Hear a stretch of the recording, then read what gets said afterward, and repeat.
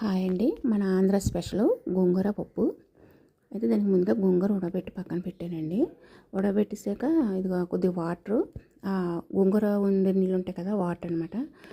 నేను తాగుతుండే. ఆడవాళ్ళు ఎవరైనా తాగితే మంచిది, ఎముకలు మంచిది, కాల్షియం ఉంటుంది మనకి. తర్వాత నెక్స్ట్ ఇవ్వండి, ఒక 2 గ్లాసులు వాటర్ వేసి పెట్టానమ్మా. చూడండి, 1 గ్లాస్ పప్పు వేసానమ్మా.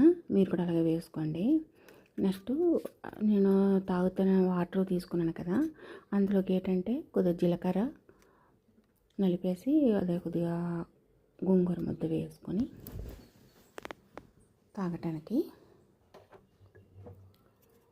నెక్స్ట్ ఏంటంటే ఇగో జీలకర్ర ఒక 1/2 స్పూను, 4 వెల్లుల్లిపాయ జంటలు, ఇవి 2 కచ్చాపచ్చ దంచేసి ఒక ప్లేట్లో పెట్టుకోండి.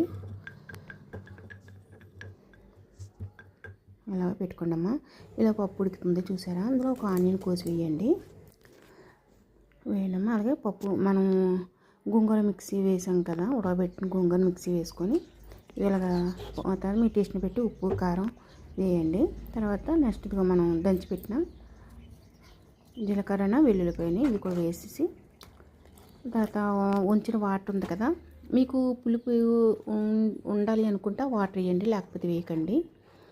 అది ఏంటంటే ఇది సెకండ్ రెసిపీ నేను చేసి పెట్టాను. ఫస్ట్ రెసిపీ చేసి పెట్టాను, అదేంటంటే గోంగూర వేపేసి, అది కూడా చూడండి.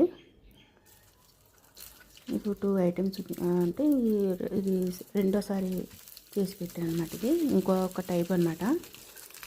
ఇది ఎలా చేసుకున్నా బాగుంటుందని చెప్పేది ఇది. అదిగో పోపు ఇంకా మూత పెట్టండి, ఆవిరిపోకుంటాను.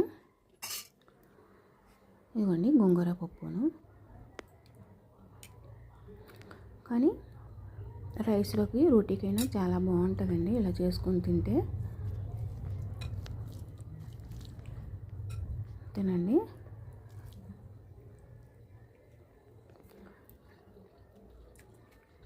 నాకైతే అన్నీ సరిపోయండి, ఉప్పు కారం అన్నీ మొత్తం పులుపు అన్నీ సరిపోయండి.